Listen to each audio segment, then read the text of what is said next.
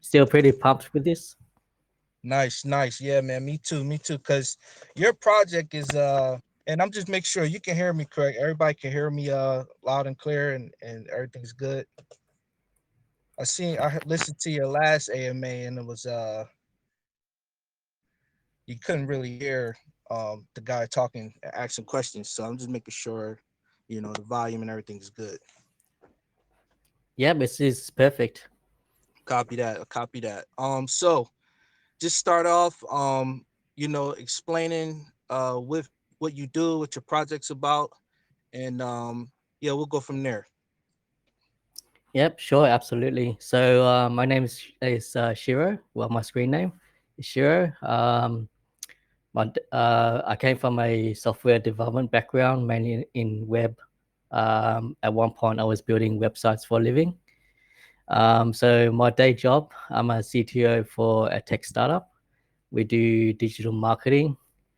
So I specialize in building their application, the cloud infrastructure, and also automations of the digital marketing side of things. So things like Google Ads, Google Analytics, Facebook ads, and things like that. Um, so that's a bit of my background. So I've been a developer, software developer, web for the past 18 years now. I started building websites when I was a kid, around 15 years in high school. Um, so yeah, during high school, people were flipping burgers as a part-time job. I was building websites. So yeah, got in really early, and I'm very passionate about coding and programming and all that. That's how I got started, and I just stuck with it, and then went to uni and stuff like that. Um, got the paper degree, and here I am as a CTO. So I do that part time, three times a day. Sorry, 3 days a week, Monday, Tuesday, and Thursday. So other days I'll work on Phoenix Revive, spend time with the family here and now, and yeah. So So that's a bit about me. nice, nice. Okay. So before we go into your project, the project aspect of the question, with that said, and you know how to do coding and things like that, and I'm pretty sure everybody here knows and understands, uh, Pink Cell and Pink Finance, Gympad, and those type of places. They'll launch, but they have like certain issues behind the scenes. So people are looking for new ways to, get their own contracts and code their own contracts and write their own contracts. Did you do that with your project yourself? Yeah, absolutely. So our project, the smart contract, has been written from scratch, from the ground up. Every single line of code was carefully crafted and make it as efficient as possible for the gas usage. So, I mean, the whole migration process is a huge deal. So you have to migrate everyone, and that costs a lot of gas. So we found a pretty nifty way, a pretty slick way to go about it with very little gas usage of that. So I'm pretty proud of it, which I can talk more about it later on how it works. Right, right. So now I guess from there you could go into what the actual the project is about and what you'll bring to the investors and things like that. Yep, sure. So let's talk about the token, the whole project itself. So the token, the contract, what we are is Phoenix Revive. The token can relaunch itself, and this is done seamlessly and directly on onto the blockchain directly. So everything happens in a single transaction, avoiding any human errors or delays that can happen during a typical migration. So, like I said, the whole smart contract was written from the ground up. Every single line of code was carefully crafted and optimized to make the gas super efficient. A full migration is a very big deal and will cost a ton of gas. So we found a very smart way to work around it, to work around that and avoid those bottlenecks. So how it works is there is a parent contract, what we call the factory, which generates a contract on the fly, which is the token. So there is a direct link, and the holders are always stored in the parent contract rather on a token contract. So the token contract only refers to the holders from the parent. So there is a need for a traditional airdrop. Once we do the migration, the host list is synced each time automatically. So that's how we got around that problem where when you do a full migration, we don't have to airdrop every single holders. So let's say we got really big and the holders is like hundreds of thousands of people wallets, then the gas it could exceed the maximum gas on the blockchain itself, and so the transaction will never finish in a single transaction unless you do it like in batches. And that's a lot of gas, and it will cost like maybe $50 or something like that. Um, so we don't want to spend $50 each time, to do revive. We want to. It's right now it's costing around $2 in terms of BNB value. So just like a huge reduction cost. So that's our main feature, our first feature. The second one is what I want to talk about is a dynamic floor price, which is sorry. Before I begin, is there any question on the first one, the one-click revive, instant revive? Yeah. So is that like a personal choice? So it's clear it's not a personal choice, it's just it's making it more efficient for your investors, correct? Because of the gas fees. Um, well, for me, I'm the kind of guy that's like, uh, you could say almost like a perfectionist. Like I want to do everything really clean and efficient and elegant. That's my style. And I also think that's the best for the project. I don't want to waste $50 each time using the taxpayers' money, the investors. So that's just saving money for the investors, and that's just best for the project as a whole. Copy that. All right. So he's saying that it's basically for the tax payers, which is the investors, and it saves you guys money at the end of the day, which is good because a lot of times we see, we have to have a lot of trust in people and devs that's running projects. We see it all the time. Everybody here sees it all day. They call it farming, and they're taking and taking and taking and not putting back into the project. So this negates that part. And it's the safety of it, of relaunching and the contract relaunching. um you say it's automatically done. How often is it done? So initially, when we first launched, the plan was to do it every 10 minutes.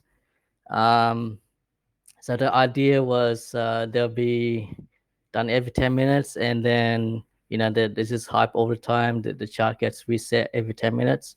And so we're trying to get those sniper bots in each time, and so it'll be like the price will keep increasing each time. So from that little experiment that we kicked off, that didn't go so well. So we had to improvise on something else. So right now, we had to just push of a button from my end to revive it. So that can happen anytime, but I try to do it whenever it's needed, or whenever there's a uh, I mean, if the chart is looking too bad or whatever the reason, we can easily reset it and start from a clean slate, a new chart, so that it looks more bullish and in a way. We're not hiding anything. That's our feature. So we're showcasing what we can do. So that has to be transparency. That has to be hard to market for you guys, right? Because like things people always talk about, getting on, coin market cap and things like that. Are you what's what's the plan for you guys sponsoring this and having so many, I guess, red charts, or does the chart not stay? If you understand what I'm saying, with your Yeah, name yeah, on it. yeah. So I mean, it's all been green charts from the start up until version 11 and 12. It's all been green. Like you can see from the history, from version one or version zero. So we kicked off at $400 market cap. So that launched maybe 4 weeks ago, and within the first 24 hours, we relaunched around 10 times. So each time there was a massive green chart all the time. And so we went all the way from $400 to I think around 94,000 MC, so over 200x around there. Um, but yeah, with many things, like the people see that it's been done and done over and over again. So um, I guess you could call it a gimmick, you can call it whatever, but that's our thing, and it's just been stale recently. So, but we're building two very exciting utilities that will, fortify our project, and also, get more hype, and not just hype, but as a whole ecosystem that will boost our project where we want to be at. Um, so yeah, it's all been green up until a point. You can't go green forever, so that's why there's a lot of things that we want to try, and we really believe that it will be bullish again. So hence we're trying to do AMAs to explain that. So with the green chart thing, uh, when you reset it, does it have to be green every time? Like, or is that like the goal to make sure that the chart is green first before you reset? Because you don't want to reset it on red, and people Yeah. call it honeypot and things like that. So would that stall each relaunch based on the chart and how bullish it looks? So before I explain that, I need to explain our second feature, the floor price. So just bear with me on that. So our second feature is about the floor price, and it's currently a dynamic floor price is calculated to promote a healthy growth of the chart. Selling below the floor price will trigger a 50% tax. So half of those tax will be what we call a true burn. They're sent to the null address, and the total supply is directly decreased. So you can see the total supply. It's not like an even number. It's always been coming down. You can see that on PooCoin and BSC scan. So currently when we reach an all-time high, the floor price is set roughly to 80% of that. For example, our current all-time high is 94,000, and so the floor price is $75,200 market cap. So this tax may seem a lot, but it is a safety net to protect our investors. It's very easy to push it above the floor price again, making the tax 5%. It just needs a bit of nudge, maybe a couple of beans in buy volume, and that should do the trick. So that's our current layout as of now. The before that, uh, to set the floor price, it was when we do a relaunch. So each time there was a relaunch, the floor price is set directly from the previous price.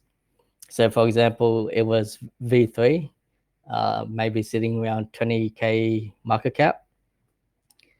And so if we relaunch that into V4, the floor price will become 20K market cap. And so you can see the green chart there, but that quickly changed. Maybe it got overdone a little bit around V10, and so we changed our strategy a little bit and trying to experiment what works and what doesn't. Yeah, it's always about getting better at development. I know you say you're a perfectionist, so It's always good to I'm gonna try to ask the toughest questions so that, knowing that you're a perfectionist, you can sit down and think from a different aspect, um, point of view, so basically, I just want to say to everybody that's in here, you said that 94 was your all-time high, 94K. That's that's correct. So with everybody in here, when you're investing in projects, this is why it's smart to understand that even in BSC, we know that we can see a few $100s, probably more by 94K market cap, but that's very, very early in projects. Um, especially in the market conditions, so trial and error is a thing. It's these projects are not multi-million billion-dollar projects, not yet, so just want everybody to keep that in mind when you seeing 54K market caps and 30K, and it's going up and down. It's not really, it's volatile early. It's something that I learned. Somebody told me what well territory is, and they were saying like once you get to around 900K, and maybe a little earlier than that, that's when you start seeing the wells come in. The wells, for some people that don't know, is the people that put hundreds and thousands in to a project. But yeah, just with what you're saying, because you said that around volume 10, you guys probably did it too much. Just for people that want to jump in and know that sometimes, it is trial and error, but you guys are keeping it, you guys are doing what you can and trying to keep everybody safe, so it's good on your end. Yeah, yeah, absolutely. So having said that, I think so. When you say like when we get to millions of market cap, that's when the whales come in. So I think that's tied directly to the LP that we have as well. So speaking of our tokenomics, the taxes will go 1% to our treasury, 2% will go to marketing, and the other 2% will go to LP. So yeah, having a strong LP ratio would definitely be beneficial for the project in a long term aspect. And not only that, but the 50% tax, it'll be split evenly with that ratio as well. So the LP does actually get distributed from that 50% tax. So half of it will get burnt, and the other half will be through that same ratio. So 1, 2, and 2. Hey, your phone went out on that very last part, the very last part about the LP Uh, ratio. okay, so the LP ratio, where was that? Okay, so the LP ratio is it's going to be really important for our sustainability of the project, our long term aspect. So we're I guess that's where we attracted the whales, I guess. And not only that, the 50% tax that gets triggered when people sell below the floor price. So the same ratio applies as well. So half of that 50% tax will get burnt, which is a true burn, and the other half will get distributed to the same ratio as before. So 1, 2, and 2, evenly, like within that 25%. Nice. Now you talk about the LP ratio. What I understand about LP is, if it's low, the market cap can push really high with each buy easier, or really low with each buy easier. So this is why you want to have, I've heard, at least 10% or 15% LP market cap ratio. So that's like it's safe for, big buyers, as you said, to come in, buy, and know, okay, if it takes a 10% dip, I'm not down a whole lot of money. Is that the correct way to think about it? Yeah, yeah. So what we call that is called a price impact. Um, so the ratio, the I guess the lower your LP is, the price impact is going to be high. So what that means is if the price impact is 10%, when you make a buy, you can see that it will display that. It will show you what the price impact is based on how much you're buying and selling, and that will directly be impacted onto the chart. Um, so it depends on many aspects, but a 10% in price impact will probably be a 20% in the chart moving up and down. So it's very volatile. So we try to get the LP in as much as possible to reduce the price impact, and that will that will promote the sustainability of the project. Copy that. Copy that. So, is there anything else you want to talk about with tokenomics? Um, Tokenomics. Yeah, I think that's pretty much it. But one thing I want to emphasize is our burns. It's our new feature that we implemented. So before, the 50% tax just went to marketing, treasury, and LP. But we thought like there needs to be some kind of reward and offset when people sell below the floor price, like trying to penalize them even more. So why we did a burn is because each time we do a burn, it is a true burn. So the total supply will go down directly. So basic economics, supply goes down, demand goes up, the price will go up. So let's say someone sold, I don't know, maybe a million tokens. So that's like 1% of the total supply. For example, I'm not sure if people do that, but so 1% of the total supply gets sold. 50% of that is the tax. So 25% of that is half of that.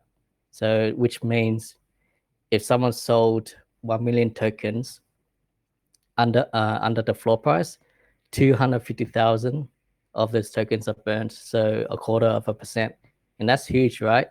And that's a penalized that they get, and we reward that to everyone of all the holders. So once we get back to that price, the the token they're holding worth more. They're worth 0.25% more. And so like it's going to be really sustainable. So there are other ways to reward our investors. One of them is reflections. We can do reflections. We can do buybacks. The problem with reflection is that it's also a selling pressure as well. So instead of a burn, and if we give people reflection, so for those who don't know, a reflection is like a rewards in a native token. um, so for example, uh, I'm pretty sure you guys all heard of SafeMoon. So how they work is each time someone buys or sells, there's a certain tax, and then your tokens will be increased automatically. And so you get tokens out of thin air. So what people do, people just sell it, and there's a constant sell pressure. With a burn, it's burned directly, and so that the price is just increased automatically without it giving you extra tokens. So you can't really sell something that's not there. It's already part of the ecosystem. Hope that makes sense. Yeah, real, on that note, because I think that's actually a really important thing, talking about the burn and price impact and all of those things. Has your investors been receptive to that? Because I've actually noticed um that people get what the word is FUD for that. Um, I don't understand it. Why? Because it sounds like something that should happen and should be good, but um, burning supply and I'm talking about the people that sell. Like when they see somebody sell and they get wrecked by selling like 1% and hurting the project, you see more people taking that side in BSC than the other side of the dev trying to protect their investors. Any answers and reasons why people should take the dev side of that? trying to protect people from big sales? Yeah. So there is a big difference. Let me explain this. There's two types of burn. There's a fake burn and there's a true burn, which we do. What we call a fake burn is, let's say a project is starting out and their total supply, let's say 1 million tokens. And so they set aside 50% of that as a burn. And so the total supply will remain as 1 million, but 500,000 is burnt to the dead wallet. So that's what we call a fake burn, where a burn happens from the start. And there are a couple of reasons why people do that. Number one is that owner or that dev isn't really trying to help the token out. They're hiding the fact that they did a huge burn, 50%. It's kind of like a sacrifice on their end, but in reality, this is what happens. They're trying to hide the percentage of what they're holding on BSC scan. So on BSC scan, it will show the total supply is 100 million because it's sent to the dead wallet instead of the null wallet. But it's so it will show maybe they have 5% of the tokens, right? But in reality, they have 10% because it burnt half of it and it's not reflected in BSC scan. So those are the reasons why people fought against that, because it's normally tied to a kind of like a misleaded kind of thing. Whereas a true burn, it will help the project, the right way kind of thing. And there's a huge difference. So I think people aren't I guess people aren't aware of the difference, and so there's this FUD where we're trying to educate the investors why we're doing a burn and etc. So hopefully that'll make sense. Yeah, this is why conversations and AMAs are good. Um, first you're showing that you know what you're doing. Second, this should be shared everywhere, because I didn't know that about the burn. So this is why when in your project the investors get rewarded with the burn, because now instead of it costing, I'm going to say, just making up numbers, 50 cent per token, once that burn happens, it'll cost 55 cent per token, which is making the investors tokens more valuable with the true burn. That's correct. Yeah, absolutely. That sounds good. And is that on every cell or just a certain amount of cells, like a bigger pot? Uh, so so what we want to do is penalize the people that sell below the floor price. So it will only happen on the floor price when people sell at the 50% tax. All right, so explain that the floor price for me, because I'm actually not really clear on that part. So the floor price is 50%. So if they sell 50% of their total supply, you're saying? No. So the currently right now the floor price is 80% of all time high, which is 94,000. So the floor price is 75,200. If they sell below that market cap, 75k, then they will pay the 50% tax, and that's where the burn happens. Got you. I understand it now. So basically, it's enticing people not to sell once it gets close to 75K and to hold that position so that the Yeah. project So is that's the staying safety in net that I sell. was talking about. Yeah, okay, I get it now. I'm sorry about that. I get it now clearly. I So think basically, yep, go, sorry. no, you go. I get it. So, yeah, I see someone's raising the hand, so might have a question there. Probably not anymore. I don't know.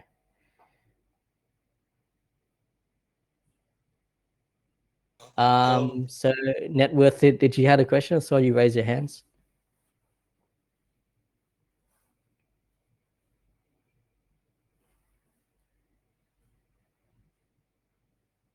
All right, probably not. So let's let's move on. All right. Any other questions from you, Swamp, before we go on? Can I ask a question?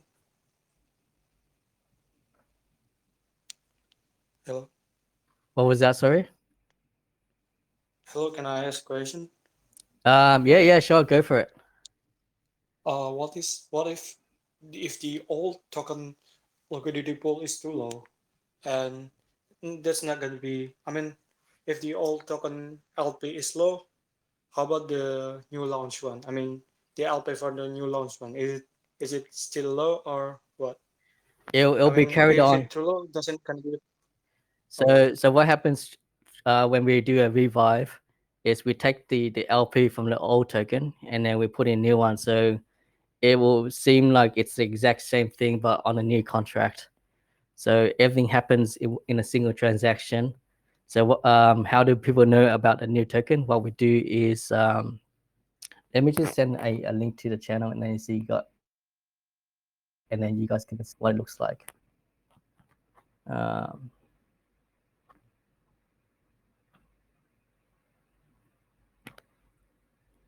So hang on, just bear with me for a moment. So what happens is, yeah, if you see on PooCoin and you're on the old contract, the name of the token will change, and it will say that where the new contract is. So for example, I'll post this in the chat. Ankles, is it? And how about the lock liquidity pool? Doesn't it gonna be doesn't it gonna be affected by new launch? Hang on 1 minute, one moment, sorry. So the what I just posted in the main channel is the old contract. If you go to it, you will see that the name has been changed. There's nothing in there, and it will say new contract, and that's where the new contract is. So that's how we notify the people that doesn't check Telegram or anything like that where the new contract is. That's the first point. The second point where you said, sorry, what was your second point? About the lock liquidity pool. Oh, right. So the LP is locked directly into the contract, so I can't pull it out. The only way to do it is to do a migration, a revive, and so the contract will handle everything on that. It's locked in the contract. It's not locked to a provider, so it's still locked in a way, I guess. It's a custom lock. Old contract or a new one? It's in the contract. The old one or new one? So it's locked into the current contract. So when we do a revive, the new contract will have the new LP, and so it's locked each time into the contract. All right, cool. Thank you. All right, cool. Thanks for the question, man. Appreciate that. All right. Any other questions from anyone else before we move on? Yeah, because that's actually always one of the main questions about LP lock, and saying that you're doing the relaunch and relaunching. That's why I was saying it would seem hard to market, because that's one of the main things people understand is liquidity lock, and can people pull liquidity and things like that. But it's written into the contract to automatically lock each time, so you're basically hands off. Yeah, exactly. So in terms of security, our contract has been audited as well. So they don't is passed with flying colors, like 98 out of 100. So they reckon it's pretty safe. So yeah, like I made it as safe as possible, restricting myself to what I can and can't do, without without killing the innovation that can happen and things like that. So I still have control to still innovate the contract and here and there. But then I can't do humble things like remove the LP from my side for example. So yeah, it's being audited and things like that.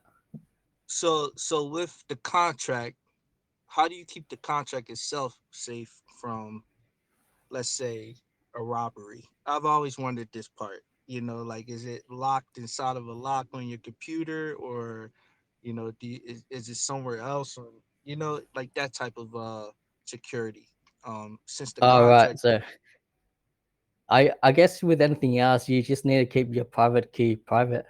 You just don't share it, and then it's just safe in a encrypted vault. So I've got a vault that's fully encrypted. The only way to access it is with my fingerprint. And even then, there's like it has to send an SMS to my phone as well. So even if someone can access remotely, they don't have access to my phone. So there's a lot of security on my laptop where I work from. Um, so yeah, I think it's pretty safe. Even if I clone myself, probably wouldn't be able to access it.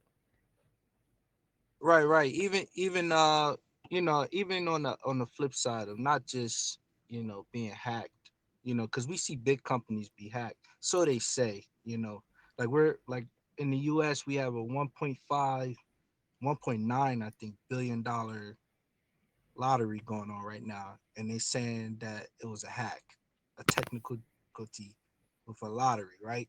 So those type of, you're saying the contract runs and controls a lot of what happens. So I think that's a question people will want to know, and probably asking themselves, how safe is the actual contract? So even if, let's say, soda spills on the computer, would the contract still just do it automatically, or you have to push the button each time? Will you have to create another contract? Is it backed up on another computer? Just those simple questions. So there's no questions. Right. So I guess there's a couple of points there. Um, the first one is it's a multi-million dollar hack, and I think most of it is a cover up. So there might be a mess up somewhere, a mix up somewhere, and they lost some money and then said, oh, it's a hack. That is very likely a cover up. So maybe the private key was leaked or something like that. That's just my personal opinion of what's actually happening. The second point is, I guess, our contract. It's just been through the test of time, and for me, when we do revive, I can actually update the code and fix things really fast. So if for really low chance of a exploit is being discovered and people taking advantage of that or whatever, I can quickly just stop the trading and then update the code within hours and come up with a solution to um, to to do something about it for the holders that's lost the money. So one example last time is there was a slight glitch in the sell contract where people can sell without paying a tax. So what happened was we went to all-time high around 94K, and then someone said, oh, I could sell without tax. And then there was whole FUD. The chart went down to 24K. So what happened was I woke up, I saw that, and I stopped the trading. And then I fixed the whole thing within hours, and then relaunch again in a new version. I think that's where the hype died down a little bit. Just some incident. So what happened was I took full responsibility. I stayed up till overnight to fix that problem, and I also bought back using my own money to bring the chart back up to where it was. Well, almost there. So yeah, that's just my style. I take full responsibility of what will happen. So from that learning, everything that we do, everything that we deploy will be fully tested, and it will be 100% tested to cover all scenarios. So my background as well is I specialize in security as well. So that was just me spending too much time. I probably got sidetracked here and there, but no excuse. I took responsibility, and that's what happened.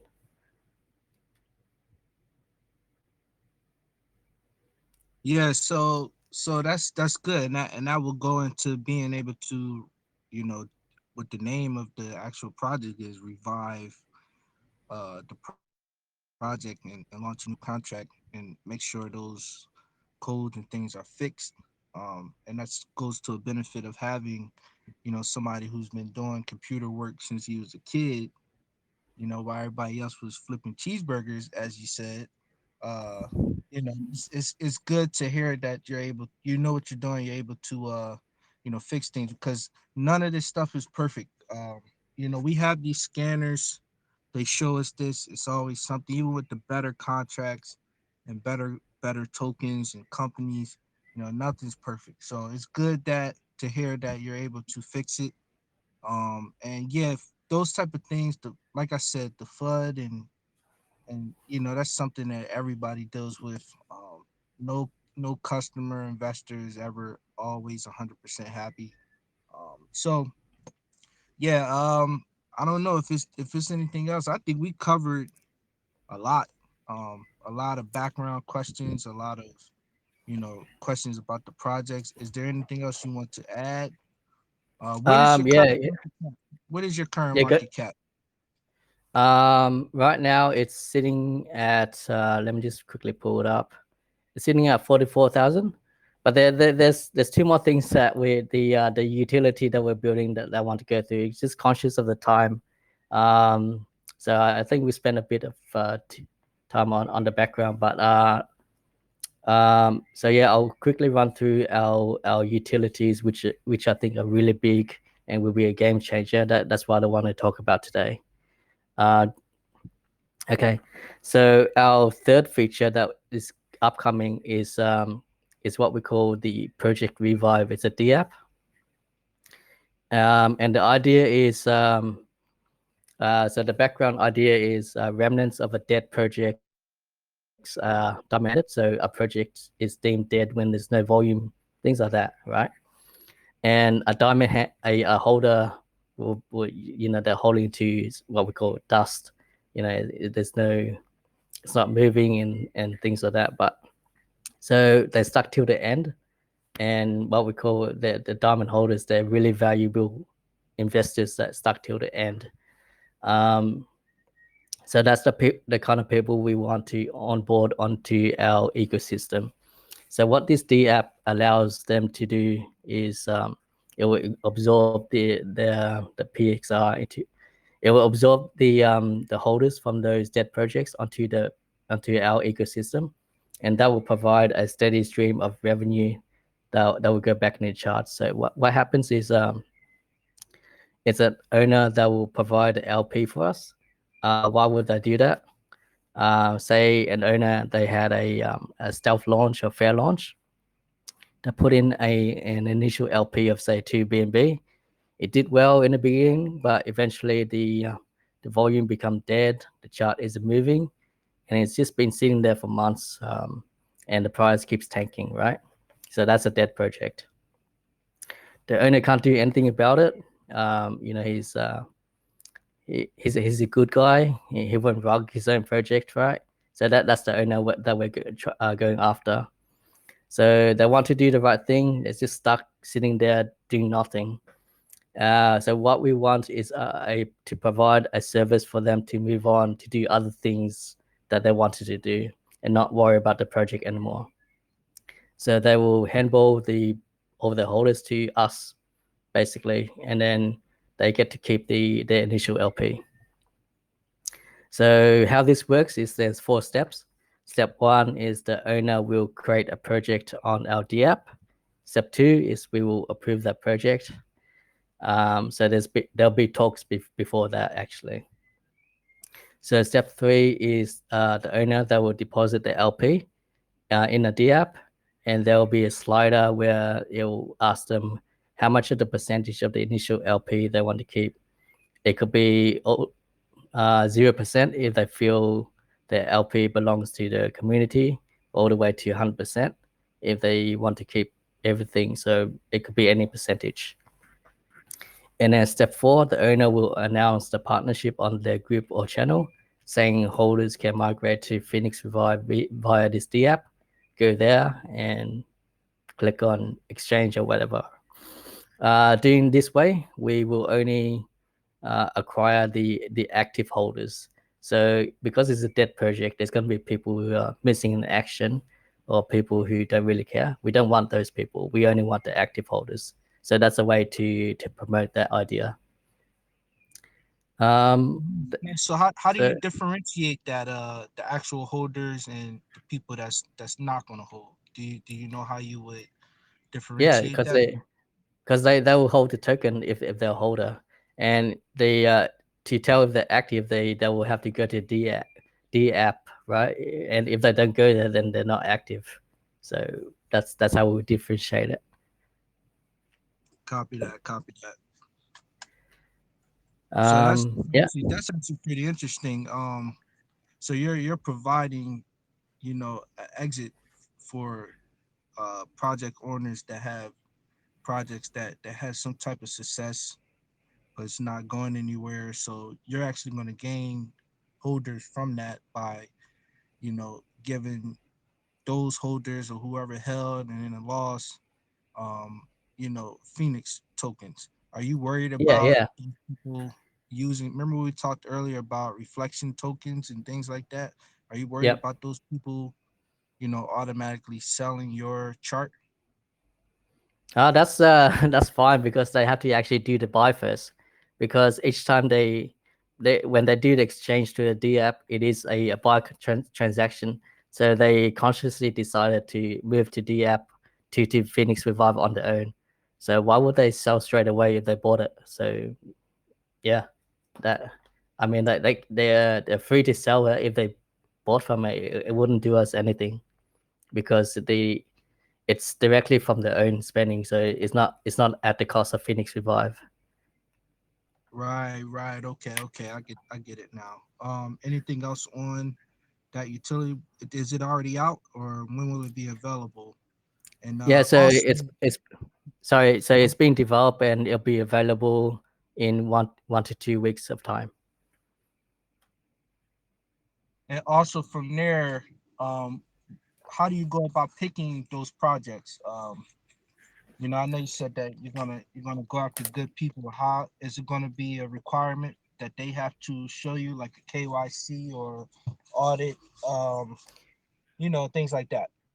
Yeah. So I guess the only people that will use it is the people that wants to um I guess the only the only owners that will use our D app is the good ones that will, wants to take responsibility and provide an exit way for their investors.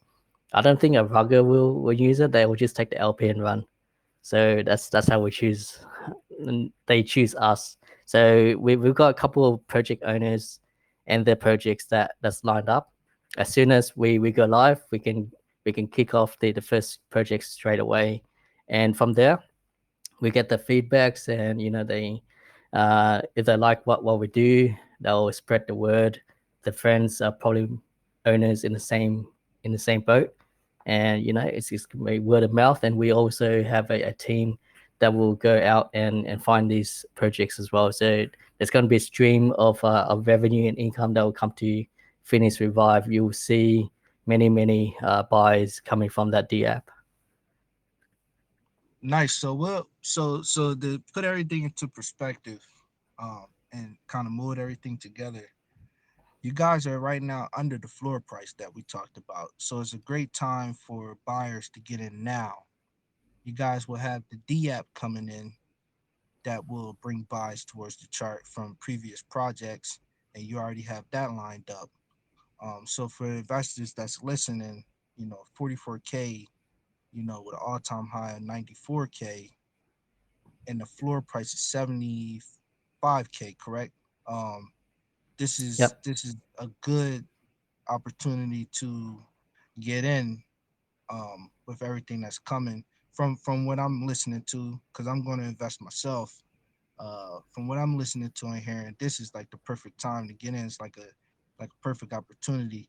And you said there was one more thing, another utility. Was it two utilities that's coming? Yep. So that's the last one that I want to talk about today. Yeah, not too many utilities.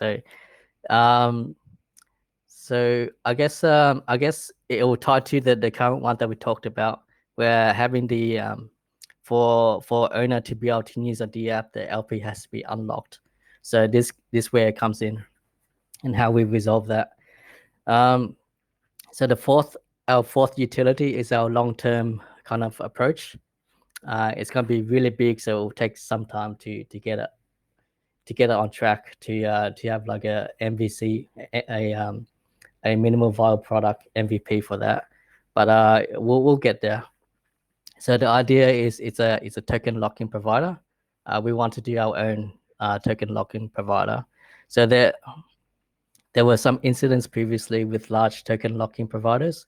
I'm not going to mention who they are, their names, but I'm confident we can do better. You guys have probably heard of the recent incidents before. So I specialize in security as well, and the whole thing will fit into our ecosystem very nicely. The requirement from the Revive D app is that the LP must be unlocked. So the idea is we onboard owners early to lock it with us from the start. And when the project is deemed dead, we can force it to unlock onto our platform and send it to the D app automatically if they choose to proceed with us, or they can just wait until it unlocks. So yeah, that's the utility in a nutshell. Nice, nice. So it's actually kind of good to have a utility like that because, again, with investors that's looking and watching, it gives them something to look forward to.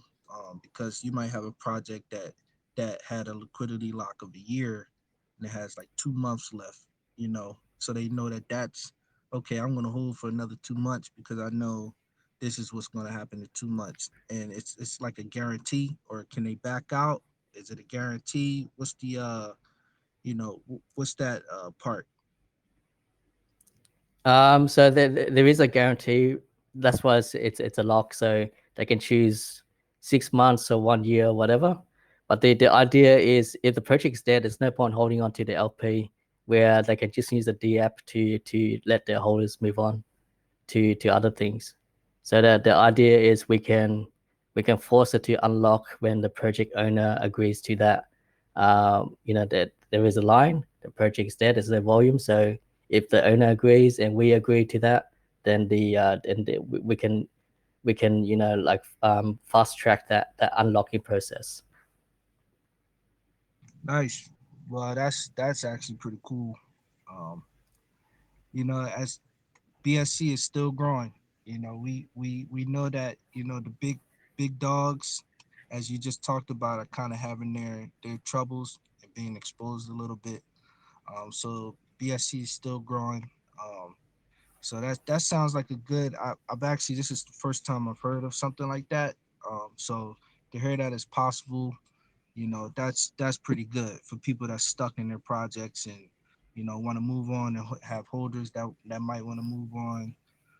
That's good. So is there anything else that you want to add before we end, or is there any Now questions? there's no other utility that will keep us busy for a while. Yeah. So Right, right. yeah. I guess my ending closing statement is we got here where we are is all thanks to our holders who's been holding really strongly in the past couple of weeks, and I just want to thank everyone who's been involved. We got a lot of free calls from channels who found us early on, and then they really liked what we do. They gave us free calls, so all of our growth that we see, maybe 90% of it's all been organic. So there's a lot of organic growth, and that just shows how our project is just not just it's not a meme token or anything. It's based on real utilities that will change everything. So we hope to revive BSC to its former glory one day, where we revive BSC. That's our vision. And put everybody who invests, which is good as well, needs to stay active. So that they're aware of when that button's going to be pushed and when the new contract is going to come out. Because I actually did see, I had your contract when I first heard about you guys, and I went back and it was red button, and I was like, man, what happened? I was like, where'd it go? Then I went back and I read the chat, and I started to understand what the project does. So I found a new contract. I'm like, oh, okay. So you have to be aware. If you're a holder already, you'll get the airdrop, but you have to be aware that you need to they need to put in a new contract for the airdrop, correct? That's one thing we didn't touch on. Yeah. So they'll need to change the contract in the wallet. So maybe MetaMask if they're using that. But they can also add into our parent contract as well. So we have that address in our chat. So there, if you add in the parent contract, that will always stay constant. You'll never need to change it.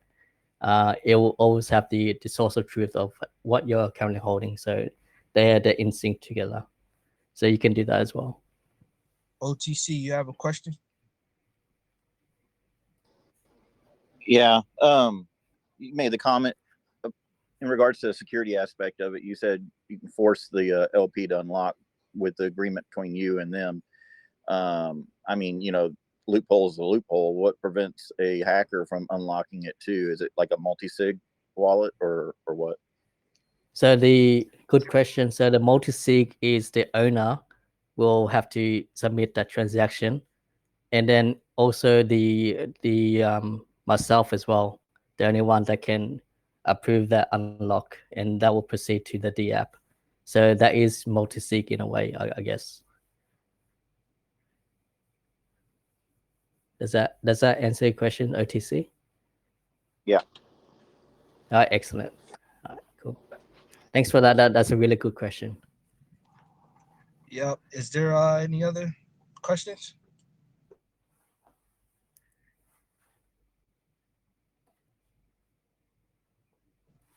All right. Well, this has been good. A lot of information. I learned a lot. I'm gonna post your channel and everything into the chat again. It's already in there, but I'm gonna post it again. I'm gonna push it today. I would ask that everybody that's here join, ask questions in the Telegram, get to know, check everything for yourself. As always, Dior. Check out the website and yes, so I appreciate you allowing me to host you here on my channel. This is recorded, so if everybody again can share the recording, get the word out there about this project. When did you guys start? Is it October? Let me just get the exact date. So we launched on the 12th of October. Nice. Okay, so it's been nearly a month, now that the project's been going. So again, just understand that what he's saying. Um, it's you got to put in a new contract because I know it's going to happen again and again with this type of project. I know it is, because people are irrational sometimes. They're volatile themselves sometimes. So it's to protect the investors. So you never have to worry about it being rugged if you wake up one day. Just go into the chat, see where the contract is, put the new contract. You'll have your token sent to you automatically. It's not a mail error. He can't make the error because you're already automatically put into the system to receive your airdrops. So that's good. It's no error, no man-made error, I should say. So yeah, with that, I think that we can end it. I think it was pretty good. We have another one scheduled for Thursday. I have to get my UTC times together on my end, of course. I apologize once again. I'm like an hour late. I was an hour behind. So yes, with that we can end it. Any final words? Yeah, so I'll post all the information of our group and our project onto your channel, and also I have a summary of all all of our features and utilities as well. So I'll post that directly as well. And Nice. so I've seen some And then people asking where the TG is. Yep. I'll post it. And make sure they follow it, pin it, things like that. It'll stay up. Yeah, I appreciate you, Sharo. I appreciate you joining, man. Yeah, really awesome to be here as well. Yeah, thank you so much for having us. Really appreciate it. And yeah, hope Yep. our future partnership will be, will be there, and then we get big together. That's Yeah, it. absolutely. Hey, listen, anytime you need to talk or it's a new utility or anything, just give me a call. I'm here. I'm dialed in. Right. I'm not a normal, BSC guy. I see the same thing over and over. I'm not worried about, how many times you contact me. We can always have these talks. The channel is open. So yeah, man, just appreciate it. I'm gonna end it now. I have the recording. It'll probably take probably 3 minutes, 4 minutes to upload fully, and then I'll post that in the chat as well. And you guys can share it and re-listen to it. So I appreciate everybody joining. All right, excellent, man. All right, thank you all, and have a lovely day. Cheers. Bye Nice, bye. nice. See you guys.